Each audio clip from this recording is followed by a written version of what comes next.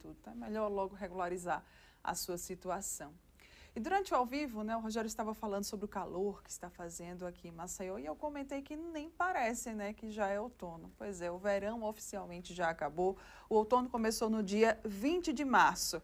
E olha, muita atenção, porque durante essa estação pode acontecer a circulação dos vírus respiratórios, porque isso acaba, infelizmente, se intensificando em todo o país. E é claro, a gente pode acabar sofrendo muito. Mas quem vai nos trazer muitas dicas e explicar melhor sobre esse assunto para a gente é a pneumologista infantil. Olá. Doutora Rita Silva, seja muito bem-vinda mais uma vez. Obrigada Obrigada pela sua participação. Outono parece que é uma época propícia, né? Então, para esses vírus respiratórios acabarem circulando mais?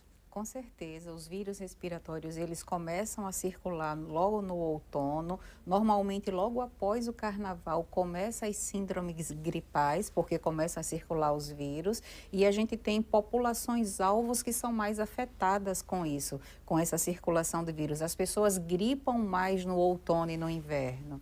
Principalmente as crianças e os idosos, doutora? As crianças menores de 5 anos de idade, especialmente as menores de 2 anos de idade e os idosos acima de 60 anos. Fora isso, fora dessa faixa etária, a gente ainda tem o adulto jovem portador de doença crônica, aquelas pessoas que têm uma doença inflamatória, que têm uma doença crônica, uma doença autoimune, elas também estão mais suscetíveis às síndromes gripais. É por isso que os papais e mamães responsáveis sempre acabam ficando mais preocupados assim nessa época, né? Pós-carnaval, parece que a criançada toda resolve gripar, né? Eles pensam assim. É justamente isso. As crianças gripam muito no outono e no inverno. E a gente está falando também em síndrome gripal, em vírus respiratórios, mas a gente não pode esquecer dos alérgicos, dos portadores de rinite alérgica, dos portadores de asma, que nesse período do ano são mais suscetíveis a terem crises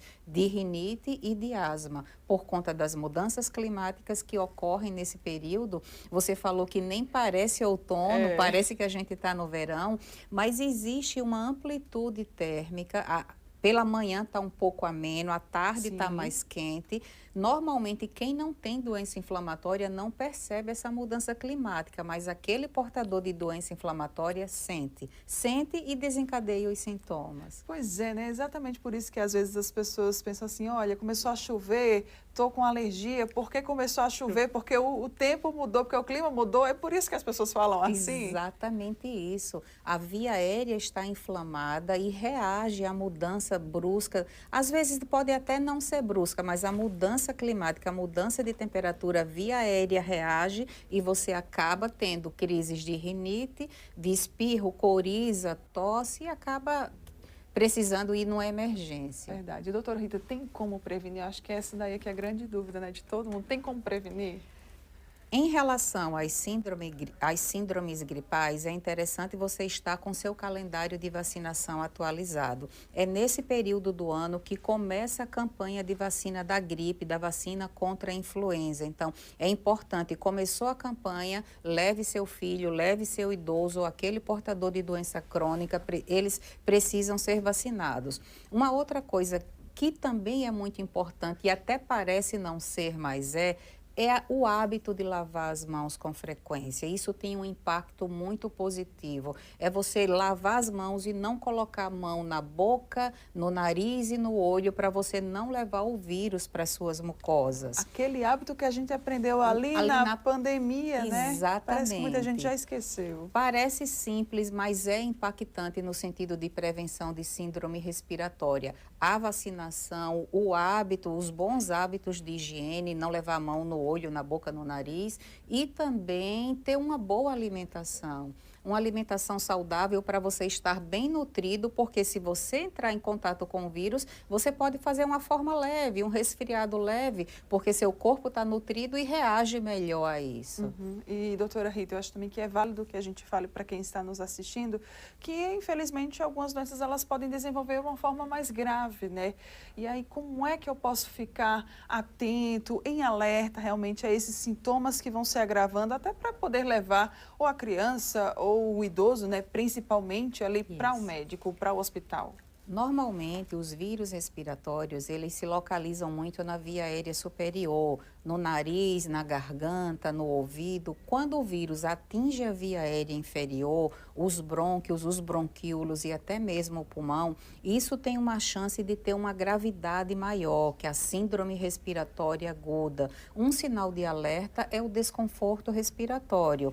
Quando a gente está resfriado, a gente está gripado, a gente tem tosse, coriza, espirro, mas quando isso começa a ter dificuldade para respirar, você começa a puxar o ar e é como se o ar não chegasse aos pulmões. Você começa a respirar um pouco mais rápido, você entra num certo desconforto respiratório. Esse é um sinal de alerta. A tosse persistente e o desconforto respiratório são sinais de alerta para você procurar um serviço de emergência.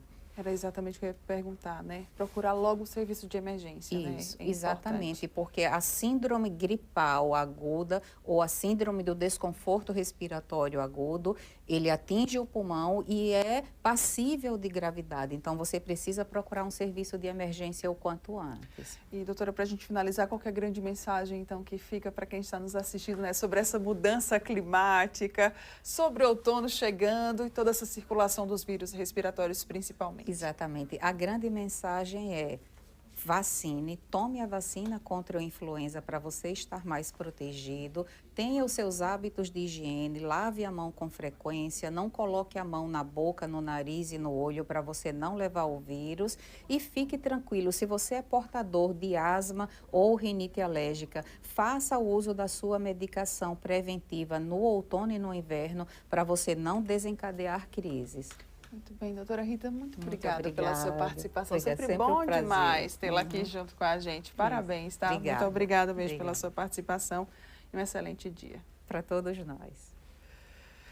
Agora a gente vai para um rápido intervalo e daqui a pouco nós retornamos aqui com muito mais notícia para você que nos acompanha no Gazeta News, edição da manhã.